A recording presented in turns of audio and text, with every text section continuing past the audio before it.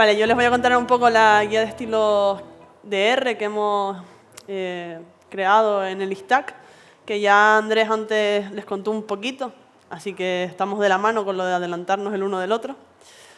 Bueno, yo les dije antes que soy investigadora, también trabajo como asistencia técnica para el proyecto COMAC en el ISTAC, perteneciendo a EVM, ¿vale? Y creo que varios de los que están en esta sala se sienten un poco identificados quizás con esta viñeta, ¿no? ¿Cuántos de nosotros no hemos ido a hablar con un compañero, ver lo que está codificando y decir, Dios mío, este código no tiene ni pies ni cabeza? ¿No? Porque más de uno empieza a programar una cosa, de repente salta y programa otra y luego sigue la anterior debajo y es un caos. Y claro, ellos te suelen decir, funciona, vale, funciona. Eso es verdad, pero lo más probable es que sea poco o nada eficiente. Entonces, por eso la importancia del formato y la apariencia del código, ya que influye en la calidad. ¿Qué pasa? Que si no está estructurado y llegas tú a un proyecto y te dan lo que ya estaba hecho, a lo mejor tardas más quizás en ver qué se ha hecho y cómo se ha hecho que en seguir programando lo siguiente. ¿Vale? Entonces, los Boy Scouts tienen una regla principal, ¿no? Que es intenta dejar este mundo un poco mejor de cómo lo encontraste. Y nosotros quizás lo podamos traducir a deja el código mejor de cómo lo encontraste. Es decir, si te dan a ti lo que se ha hecho anteriormente y ves que no es eficiente, lo más lógico antes de seguir para adelante y seguir programando es párate, programa correctamente y de forma eficiente lo que ya estaba, porque a la larga lo vas a agradecer en tiempos de ejecución, etc. Entonces, una guía de estilos, como ya nos comentó antes Andrés un poco, no es más que una serie de directrices en el formato del código que vamos a generar nuevo. De forma que su interés sea utilizar un estilo específico que facilite la reutilización de código, que podamos compartir entre compañeros ese código, y la detección de errores. Si está estructurado, es más fácil detectar un error que si de por sí ya es un caos que te cuesta entender lo que hay. Además, existen muchos estilos de programación. Cada persona es un mundo, cada persona piensa de una forma distinta, es decir, va a codificar como ella quiera, pero sí es verdad que existe la necesidad de que sea estructurado, de que aunque tengas libertad de programar a tu forma, más o menos todo el mundo siga la misma estructura. Una guía de estilo útil necesita las siguientes características. Por un lado, que sea usable, es decir, que sea fácil su incorporación a tu trabajo, o sea, que a ti no te cueste día a día aplicarlo, lo que vas codificando sobre la marcha. Que sea visual, todos sabemos que si nos dan un tocho de guía que solo es texto, no vas a querer leerlo, las cosas como son. Si te ponen ya ejemplos visuales, pues es mucho más fácil. Que sea educativa, es decir, que aprendas de ella, de lo que hay, y que sea actualizada. Obviamente, esto es algo estático, esto es algo, iba a decir estocástico, ¿no? De lo que iba hablando antes, pero es algo dinámico, ¿no? Todo va evolucionando y cada día te encuentras con un problema nuevo y que tendrás que ir incorporando a lo que ya tenías. ¿Cuál ha sido la motivación para que creemos una guía de estilos? Pues se quiere unificar, homogeneizar, armonizar y estandarizar. Es decir, lo que les estaba diciendo antes, que podamos compartir. Si ya está estructurado, yo puedo llegar y compartir con mi compañero lo que yo he hecho y sea fácil para él entender lo que he hecho, no que tarden en mirar cómo lo he hecho yo, para poder unificarlo con lo suyo y que tenga coherencia y cohesión entre uno y otro.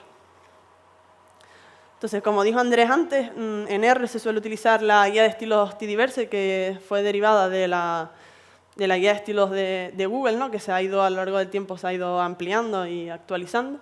Todo, como ya lo dijo él, pues me lo voy a saltar un poco. Y para comprobar que se cumple la guía de estilos, se suelen utilizar dos paquetes. Por un lado tenemos el styler, ¿no? Que permite restaurar el estilo de textos, archivos o proyectos completos. Y por otro lado tenemos la lint-R, que realiza verificaciones para confirmar que cumple con la guía de estilo. Lo que se suele aconsejar es que primero se utilice la styler para que se restaure todo a la guía y en segundo lugar utilicemos la lint-R para que nos sugiera distintos cambios que podrían mejorar aún más el código. ¿Vale? A partir de ahora vamos a hablar un poco de lo que podemos encontrar en nuestra guía de estilos.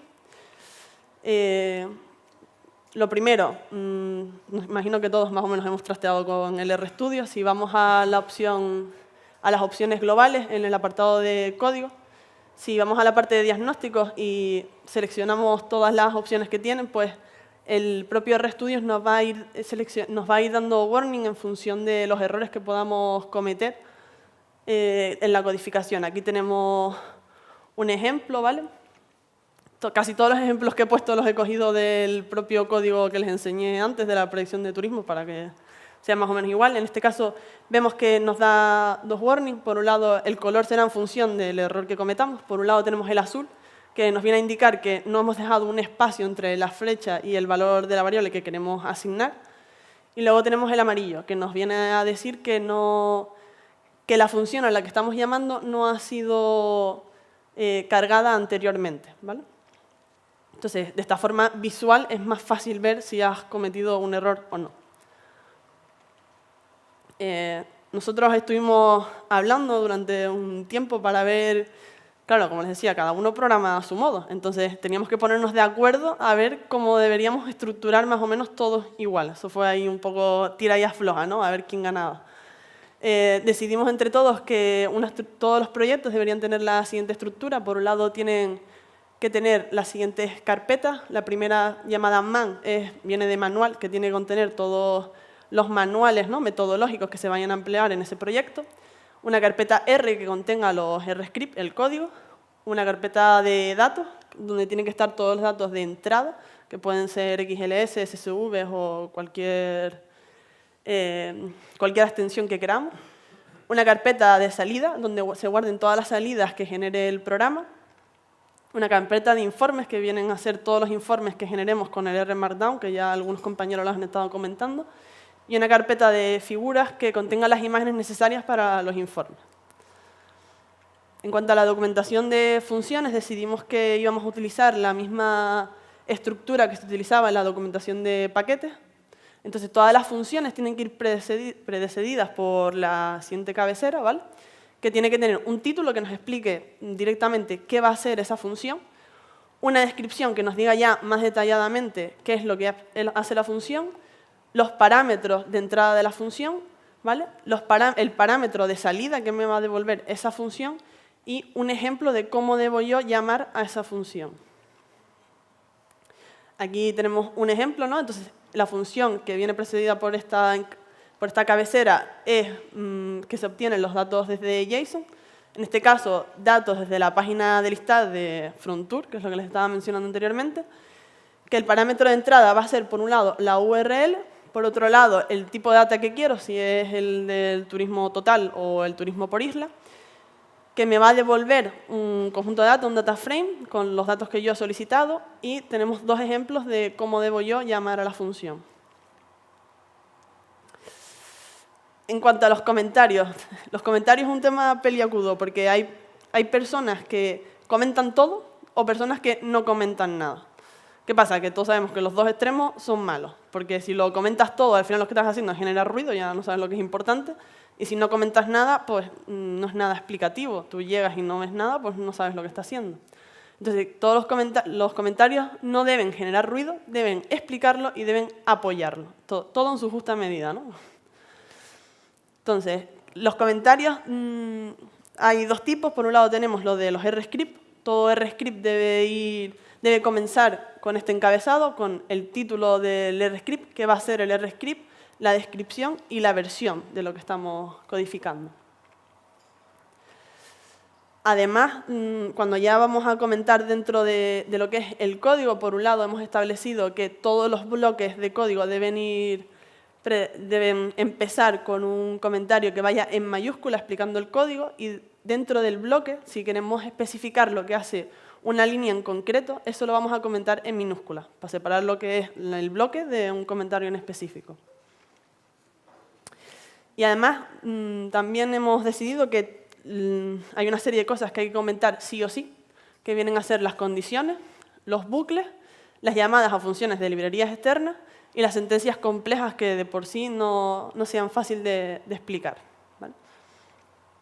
Esto es un ejemplo de código también. Como vemos, tenemos por un lado comentarios en mayúscula, que es un bloque, luego otro bloque, y dentro de cada bloque a su vez también hay comentarios en minúscula. Como ves, también seguimos una estructura en sangría, que es lo que tiene RStudio, que eso es muy positivo, que ya te ayuda visualmente a ver la estructura que tiene el código. ¿Cuáles son los beneficios de utilizar una guía de estilos? Pues que todos los programas tienen la misma estructura y el mismo estilo, una identidad y terminología común, es decir, todo lo que se genere va a ser igual. Los conocimientos son más fáciles de transmitir, lo que le decía, si yo llego ahora y un compañero me pasa una función que ha hecho él, para mí es más fácil, sabiendo la estructura que tiene, entender lo que se ha hecho. Los programas, si de esta forma es más fácil de detectar errores, como dijimos, como ya está estructurado, ya ves si algo va mal o no. Es un trabajo eficiente en un mismo proyecto, por lo que le digo, por la unificación, como está todo igual, pues es más fácil unirlo sin que tú veas un código y digas, uff, este cacho lo hizo otra persona porque no se parece en nada. El mantenimiento es más sencillo y la reutilización de código. Y eso es todo, más o menos. Gracias.